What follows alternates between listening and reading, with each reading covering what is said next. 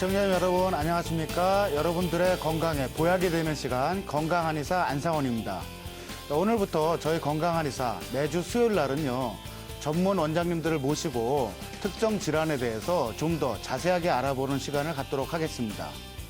방송을 시청하시면서 건강에 대해서 궁금한 점이 있으시거나 나와 내 가족의 질병과 치료에 대해서 의문점이 있으시면 언제든지 02-2000-4959로 전화 주시면 자세한 상담을 받으실 수가 있습니다. 그럼 오늘 만나보실 주제 먼저 화면으로 보시겠습니다. 한 달에 한 번씩 찾아오는 여성들의 적 생리통. 아직 진통제로 통증을 참고 계시다고요?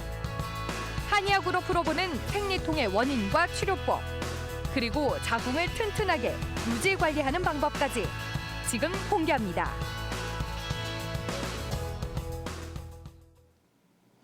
네, 오늘 만나볼 주제는 생리통입니다. 사실 생리통은 여성분들이 처음에 초경을 시작해서부터 나중에 폐경이 될 때까지 짧게는 몇 개월에서 길게는 몇 년 이상 고생하는 여성분들을 상당히 괴롭히는 질병입니다.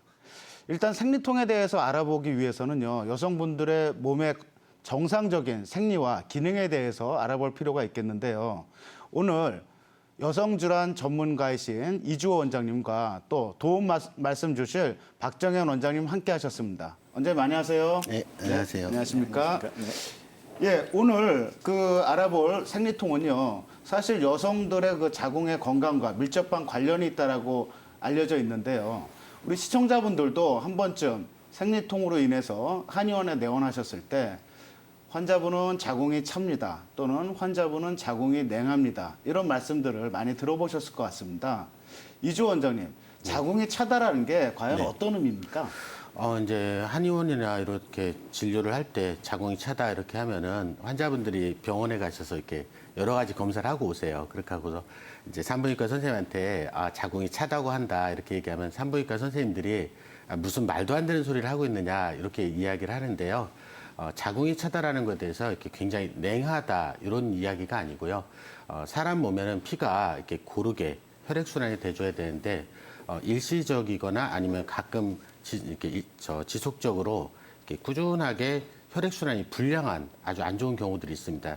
그러니까 예를 들어서 양방에서 검사를 할 때 뇌 혈류량을 측정한다든지 신장의 혈류량을 측정하게 되는데요. 그런 것은 어느 한 장부가 다른 장부에 비해서 혈액순환이 좀 불량할 수 있다는 증거이기도 합니다. 그래서 보통 한의사분들이 환자분은 자궁이 찹니다 이렇게 이야기할 때는 자궁 쪽으로 혈액순환이 다른 장부에 비해서 매우 불량한 경우라고 볼 수 있습니다. 네, 그렇군요. 결국 저희가 일반적인 경우에 우리가 손발이 찬 경우에는 당연히 손발로 혈액순환이 잘 안 되는 거라고 알고 계시잖아요. 마찬가지로 자궁이 차다라는 것도 우리 이주호 원장님 말씀처럼 자궁 쪽에 기혈순환이 잘 안 되거나 또는 혈액순환이 잘 안 된다는 그런 의미로 받아들이시면 좋을 것 같습니다. 자, 그렇다면 자궁이 찬 경우에 여성분들의 몸에서 나타나는 그런 여러 가지 증상들은 어떤 것들이 있을까요, 원장님? 일단 자궁 쪽에 혈액순환이 안 좋게 되면은 임신을 준비하는 내막, 그러니까 이제 내막의 그 준비 기간이 늦어지게 됩니다. 그래서 생리 주기 자체가 보통 한의학적으로는 28일에서 30일 정도가 굉장히 좋은 정상적인 생리 주기인데 40일이라든지 45일이라든지 이렇게 생리 주기 자체가 매우 늦어지는 그런 현상이 생기고요. 혈류량이 부족하게 되면은 혈류의 속도가 떨어지게 됩니다. 그러면 자궁 내막 안쪽으로의 혈액들이 엉김 현상이 발생을 합니다. 또 보통 한의학에서는 그걸 어열이라고 하는데요. 그런 어열들이 발생을 하게 되면은 생리를 할 때 생리통의 기본적인 원인이 되기도 하고요.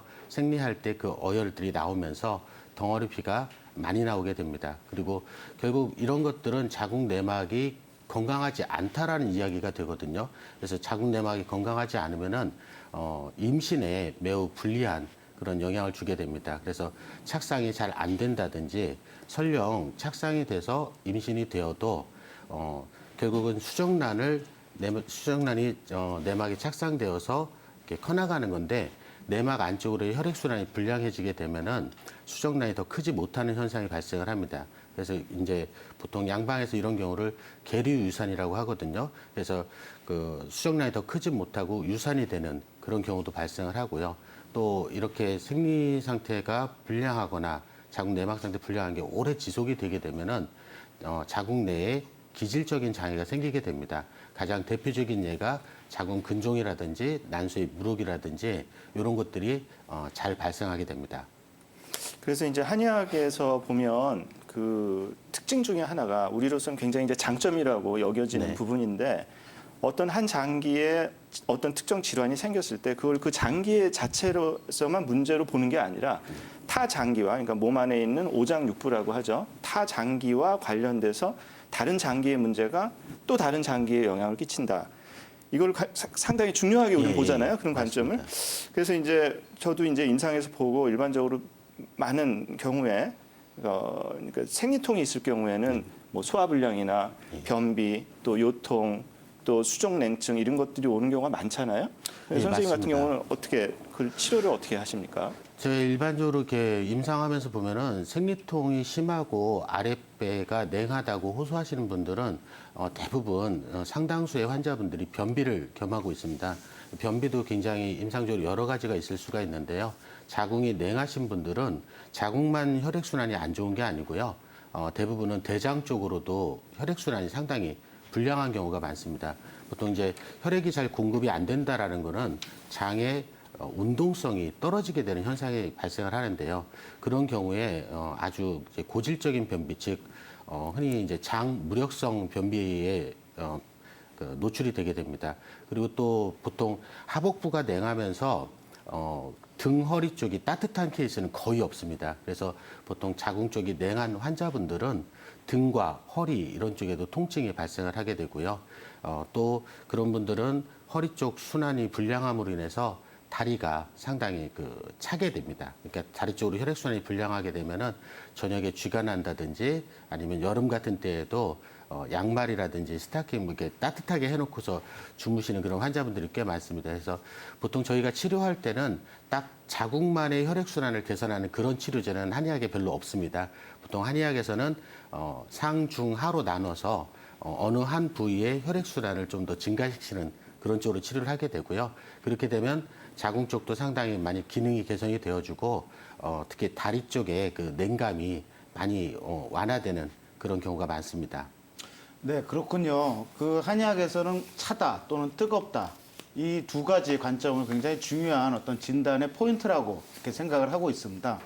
자, 시청자 여러분, 저희는 오늘 그 여성의학 전문가이신 이주호 원장님과 또 박정현 원장님을 모시고 여성분들의 생리통, 그다음에 이제 2부에서는 이 아이들의 그 땀과다 증상 또 식은땀에 대해서 자세하게 알아볼 텐데요. 방송 중에 건강에 대해서 궁금하신 점이나 또 여성질환 또는 생리통에 대해서 궁금하신 시청자분들은요. 지금 바로 02-2000-4959로 전화 주시면 전문 원장님들과 자세하게 상담을 나누실 수가 있습니다.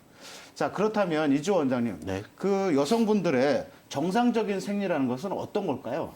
그 여성분들의 정상적인 생리에 대해서 한방적인 오래된 기록들이 있습니다. 보통 여자분들께서 생리를 다른 분하고 이렇게 비교를 해가지고 너는 어떠니 뭐 이런 거 물어보시지 않으시거든요. 그래서 제가 임상을 하면서 보면은 정상적인 생리를 잘 모르시는 분들이 굉장히 많습니다. 그래서 일단 기본적으로는 한의학에서는 28일에서 30일 정도의 주기를 가지고 있는 것을 가장 건강한 여성의 그 생리로 봅니다. 특히 이제 뭐 영화 같은 데도 나오지만 보름달이 떴을 때 생리를 하는 경우가 상당히 건강하다 이렇게 이야기를 하는데 뭐 그거는 좀 둘째치고 기본적으로는 주기 자체가 28일에서 30일 정도가 상당히 건강한 그런 생리로 인식을 하고 있고요. 또 하나는 이제 생리통이 없는 게 정상입니다. 물론 이제 사람마다 그때그때 약간씩 차이에서 꼭 오랜 질병이 아니라 일시적인 과로에서 발생을 하기도 하지만 기본적으로는 생리통이 조금 있는 정도는 괜찮다 이렇게 오해하시는 분들이 있는데 원칙적으로는 건강한 분들은 생리통이 없는 게 정상입니다. 그리고 또 하나는 이제 여자분들이 그 생리할 때 특히 많이 오해하시는 부분 중에 하나입니다. 덩어리 피가 나오는 게 정상인 줄 아시는 분이 굉장히 많습니다. 물론 이제 대부분 조금씩 나온다고는 하시는데 한의학에서 봤을 때는 덩어리 피가 전혀 없는 것이 정상입니다. 그래서 덩어리 피가 없으면서 생리의 색깔이 선홍색으로 나와주는 것이 한의학에서 말하는 가장 건강한 그 생리라고 볼 수가 있고요. 또 하나 이제 빼놓지 않고 꼭 강조해야 되는 부분인데요. 생리할 때 보통 한 5일 정도 생리를 하는 게 굉장히 중요하고요.